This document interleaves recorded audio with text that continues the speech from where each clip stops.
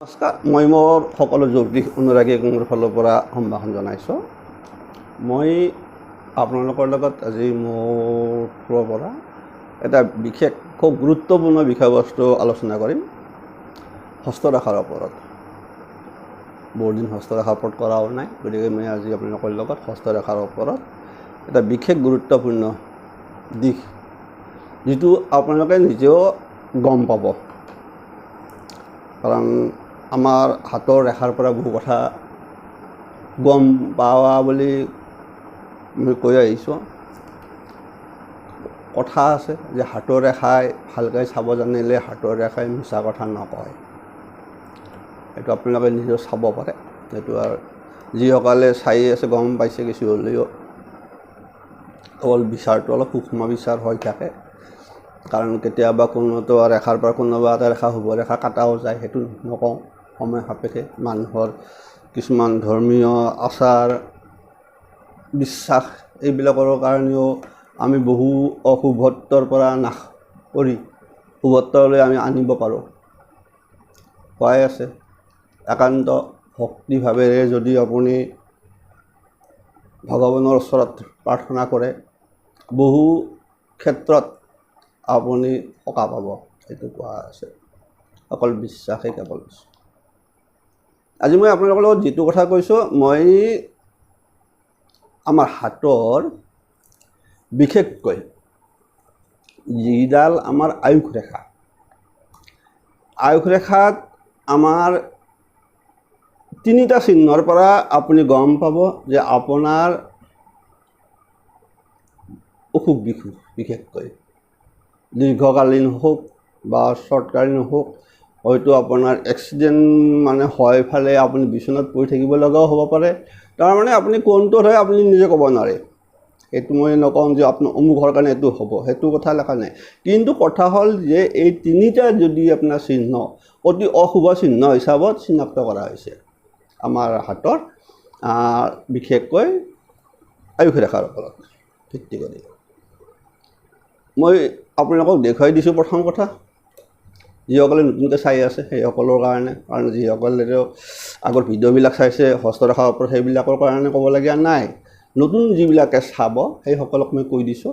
আমাৰ হাতৰ এই ৰেখাডাল, যিটো আপোনাৰ এই যে বৃহস্পতি ক্ষেত্ৰত আৰু এইখিনি নিম্ন মংগলৰ ক্ষেত্ৰ বুলি কোৱা হয়, আৰু এই ক্ষেত্ৰৰ মাজৰ পৰা যিটো এনেকৈ এইখিনি আপোনাৰ হ'ল কি শুক্ৰ ক্ষেত্ৰ। এই শুক্ৰ ক্ষেত্ৰক আপোনাৰ ধনুভৰীয়াকৈ আহি যিডাল ৰেখা আমাৰ এই মণিবদ্ধত লাগে, এইডালে আমাৰ আয়ুস ৰেখা। যিডাল ৰেখা আপোনাৰ ঠিক ইয়াৰ পৰা, যিটো বৃহস্পতিৰ ক্ষেত্ৰত আৰু আয়ুস ৰেখাৰ লগত জইন হৈ ফেলে কেতিয়াবা, আৰু আগতে এটা ভিডিঅ'ত কৈছোঁ কিছুমান শিৰোৰেখা, এই শিৰোৰেখাবিলাক আপোনাৰ কেতিয়াবা পাৰ্থক্য হৈছে। মই এইটো দেখুৱাই দিছোঁ আগৰ ভিডিঅ'ত কৈছোঁ যে শিৰোৰেখা ভাগ হয়, অলপ দূৰত্ব থাকিলে কি হ'ব পাৰে সেই বিষয়ে কৈছোঁ।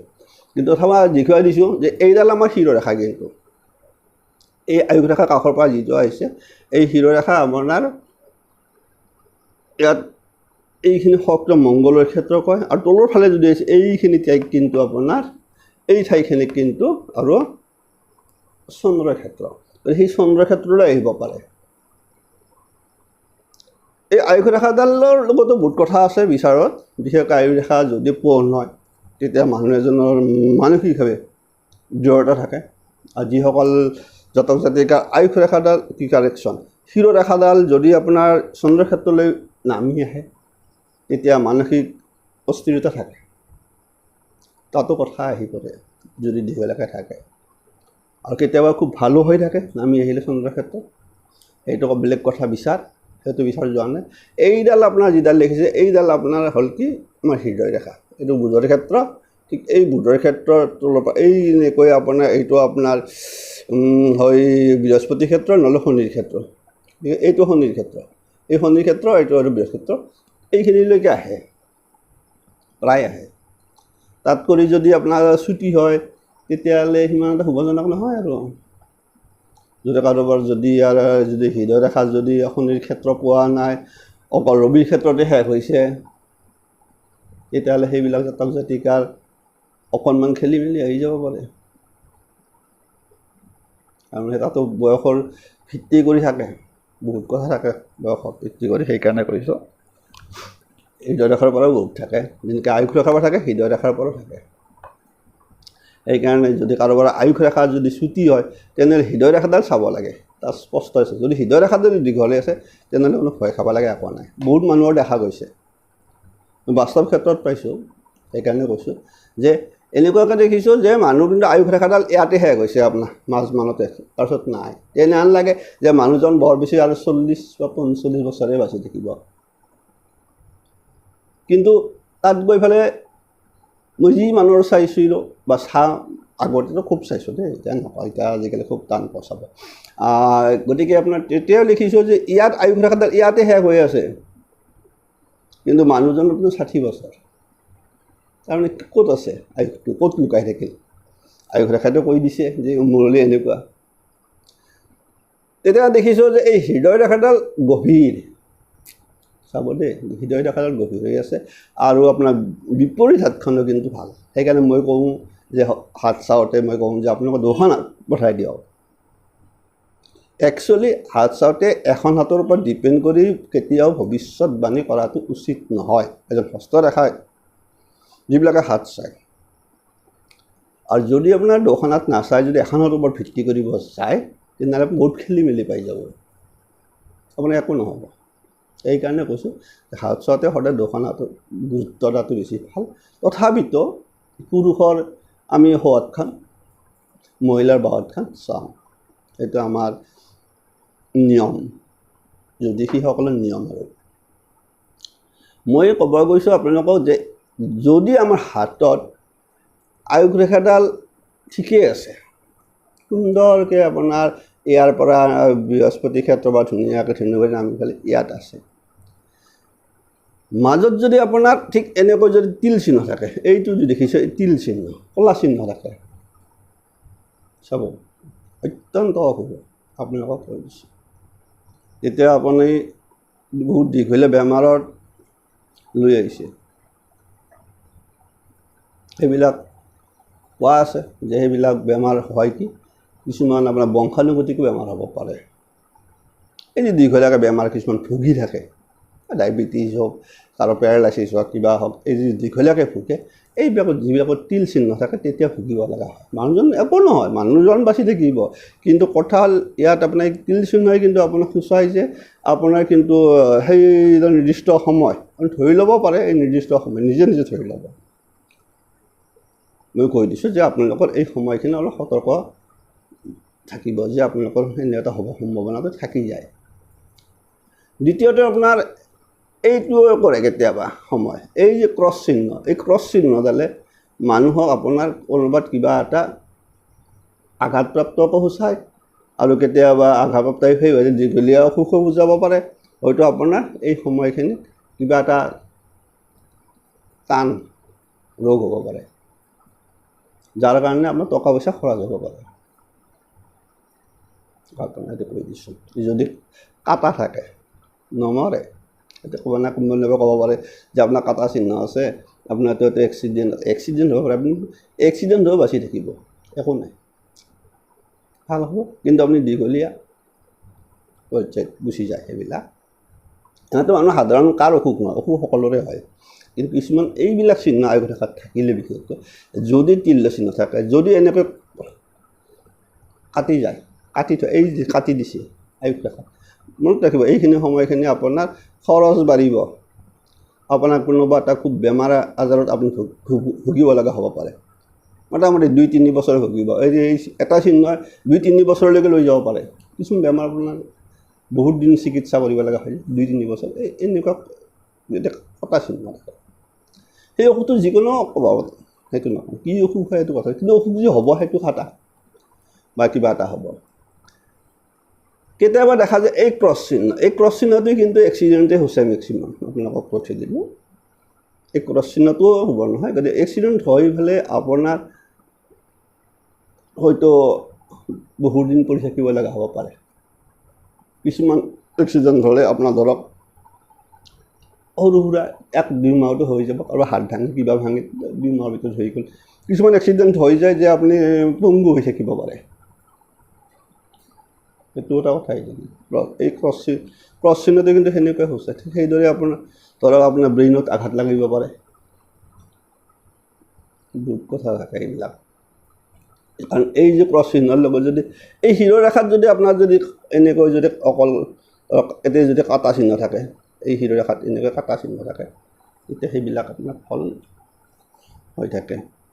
তাৰ বাহিৰেও আৰু এটা বস্তু আপোনালোকক কওঁ, কেতিয়াবা আমাৰ চাব যদি এইখিনি ঠাইৰ পৰা এই আপোনাৰ নিম্ন মংগলৰ ক্ষেত্ৰ বুলি কোৱা হয়, এইখিনিৰ পৰা যদি এই ৰেখা যদি এনেকৈ আহি যদি আয়ুস ৰেখা কাটি যদি ইফালে গুচি আহে এনেকৈ দীঘলীয়াকৈ, ইয়াৰ পৰা এইটো ঠাইত নহয়, এইখিনিত নহয়, এইখিনিহে আমাৰ যিটো কথা মই কৈছোঁ যে আমাৰ হাতত এনেকৈ আঁচ মাৰিলে যিটো পৰে চিধাই, আপোনাৰ এই আঙুলিৰ এইটো আঙুলিৰ লগত এই চিধা কৰি আনিব লাগিব। আপুনি তেনেকৈ চিধা কৰি আনিলে এনেকৈ আপোনাৰ চিধা কৰি আনি এইটোহে হ'ব, ওপৰখিনিত গুচি যাব, মংগলৰ ক্ষেত্ৰই গুচি যাব, নিম্ন মংগলৰ, কিছুমানে ৰাহুৰ ক্ষেত্ৰ বুলিও কয়।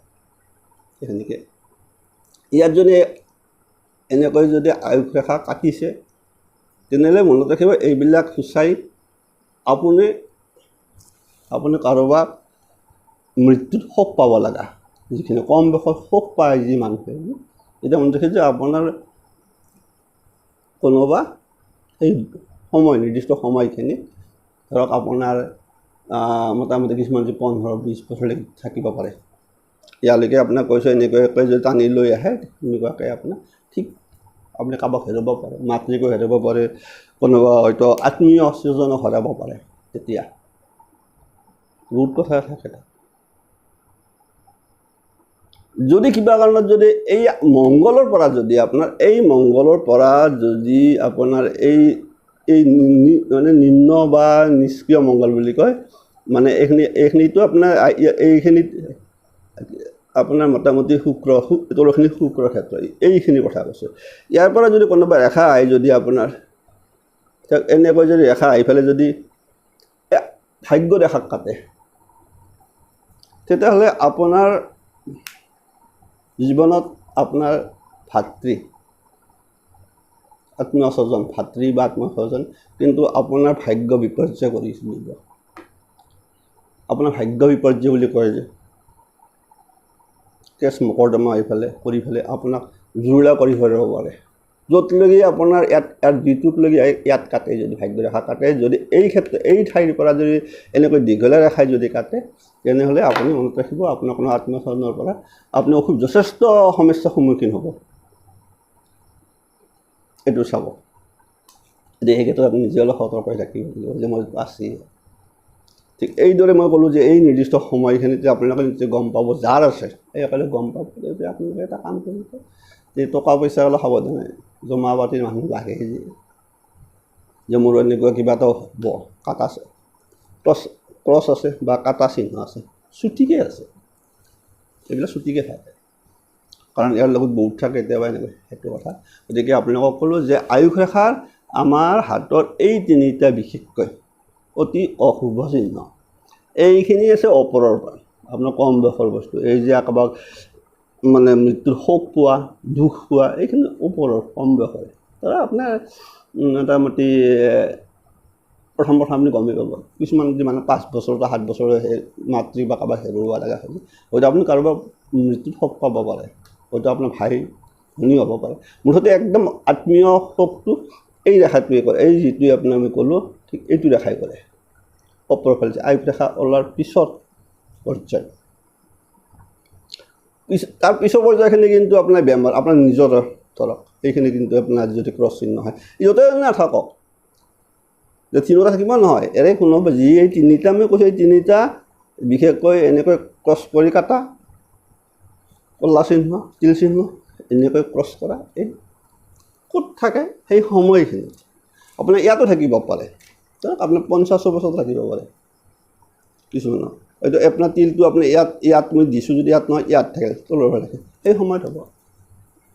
যে ক্ৰছ চিহ্নটো যদি ইয়াত মাজত হয়, তেতিয়া আপোনাৰ সেই সময়খিনিত বিশেষকৈ এই প্ৰৱণতা থাকি গ'ল, এক্সিডেণ্ট প্ৰৱণতা। তাৰ বাহিৰেও কেতিয়াবা আপোনাৰ আয়ুস ৰেখা মানে ভঙাও থাকে, সেইটো কিন্তু আপোনাৰ খুব জীৱন মৰণ টানি থাকে সেইটোতো ধৰক আপোনাৰ আমি কি ক'ব গৈছোঁ আয়ুস ৰেখাটো এনেকৈ আহিল আৰু ইয়াৰ পৰা আপুনি ঠিক ইয়াৰ পৰা এনেকৈ থাকিল বাকে বহাই ঠিক এইটো বস্তু এই মাজত ফাট থাকি গ'ল আয়ুস ৰেখাত ঠিক তেতিয়া আপোনাৰ এইটো হৈ যায় আয়ুস ৰেখাটো এনেকৈ যদি আপোনাৰ ফাট থাকি যায় এই এনেকৈ যদি ফাট হৈ যায় মাজত এই ফাটটো কিন্তু আপোনাৰ কাৰণে এটা সংকেত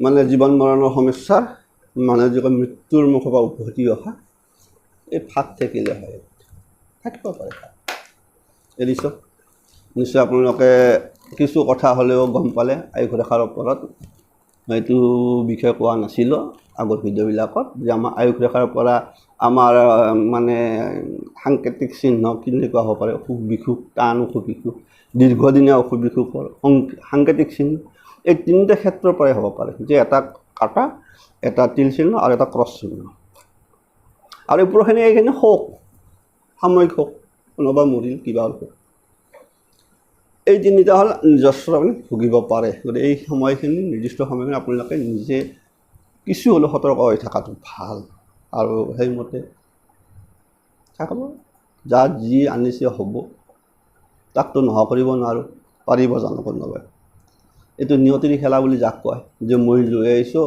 গতিকে এইবিলাক এনেকুৱা চিহ্ন থাকিলে আপুনি কোনো আমাৰ তোমাৰ নিচিনা গ্ৰহৰত্নও কাম নকৰিব কেৱল আপুনি একান্ত মানে আপোনাৰ মৃত্যুঞ্জয় মন্ত্ৰ জপ কৰিব লাগে এইবিলাক মানুহে এনেকুৱা থাকিলে আপোনাৰ যদি মৃত্যুঞ্জয় মন্ত্ৰ জপ কৰে আপোনালোকে আজিকালি পায় আৰু মানে ভিডিঅ' চাই থাকে মৃত্যুঞ্জয় মন্ত্ৰ যদি জপ কৰে সদায় তেতিয়া আপুনি কিছু হ'লেও কাটিব পাৰা বুলি কৈছে শাস্ত্ৰত জ্যোতিষশাস্ত্ৰত আছে যে আপোনাৰ যদি এনেকুৱা থাকে ইয়াত নহওক কুণ্ডলীত হওক কাৰণ মই কুণ্ডলী বিচাৰ কৰি কওঁ কেতিয়াবা যদি আপোনাৰ যদি অষ্টমত যদি ৰাহু মংগল থাকি যায়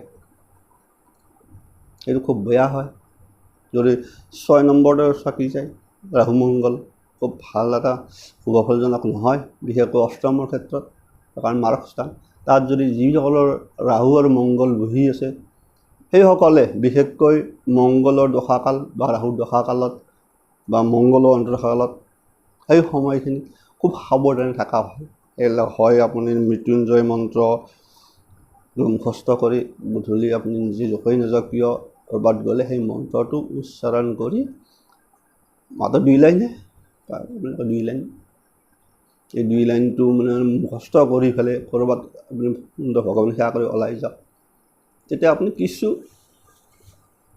আপুনি মানে কোৱাৰ নিচিনা মৃত্যু আপোনাৰ নহয় কোৱা আছে যে সেই মৃত্যুঞ্জয় মন্ত্ৰই আমাৰ মৃত্যুৰ মুখৰ পৰা বচাব পাৰে এইকাৰণে কৈছে যাৰ যিসকল জাতক জাতিকাৰ যদি অষ্টমত ৰাহু মংগল থাকে সেইসকল জাতক জাতিকাৰ অকাল মৃত্যুৰ সম্ভাৱনা যথেষ্ট থাকে তাৰ বাবে সেইসকল জাতক জাতিকা যদি আপোনালোকৰ কথা মই কৈছোঁ যদি আপোনালোকে যদি মৃত্যুঞ্জয় মন্ত্ৰ যদি নাপায় তেতিয়া হনুমান চালিচা সদায় পাঠ কৰক গধূলি সময়ত তেতিয়া ফল পাব একেই কথা হৈ যায় দুটাই পথ আছে